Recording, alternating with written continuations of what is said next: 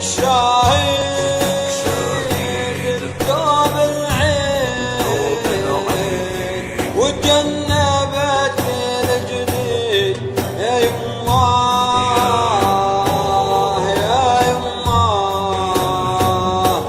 زفنا وافرح فينا ونفرقك سمحنا يا يما